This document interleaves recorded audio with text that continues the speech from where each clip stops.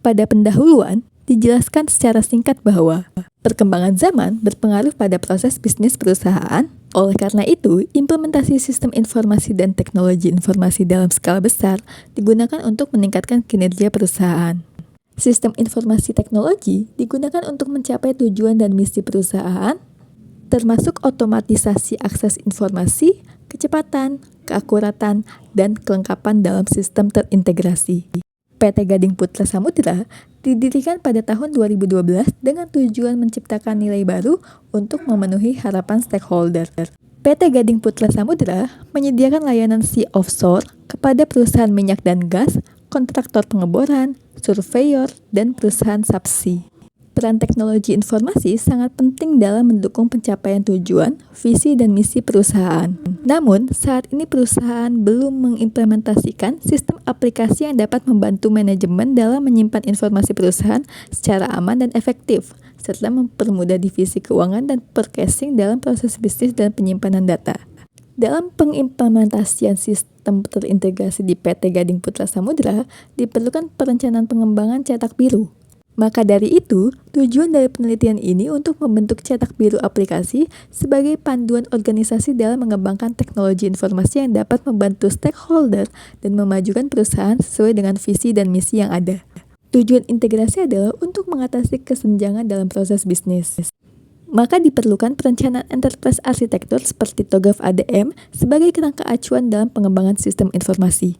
Penelitian ini diharapkan dapat meningkatkan efektivitas dan efisiensi kerja dalam proses bisnis perusahaan, serta mengintegrasikan sistem perusahaan untuk mendukung proses bisnis.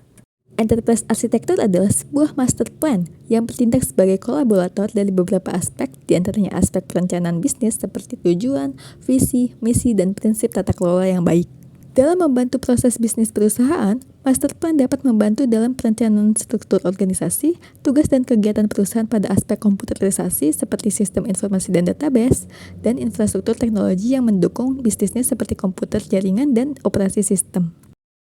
Berikut adalah fase-fase pada TOGAF ADM. TOGAF adalah singkatan dari The Open Group Architecture Framework, sedangkan ADM adalah singkatan dari Architecture Development Method.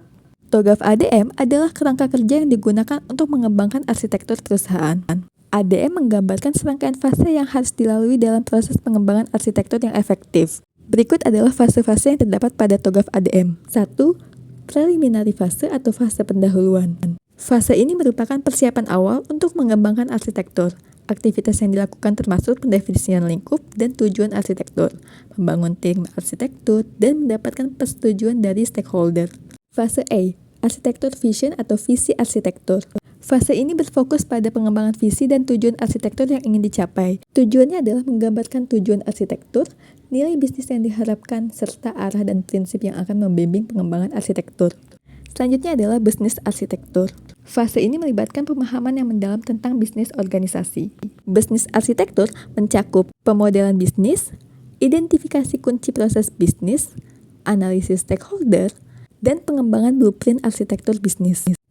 Selanjutnya adalah fase Information System Arsitektur. Fase ini mencakup pengembangan blueprint arsitektur sistem informasi. Aktivitas yang dilakukan meliputi identifikasi kebutuhan data dan aplikasi, pemodelan arsitektur sistem informasi, dan pengembangan blueprint arsitektur sistem informasi.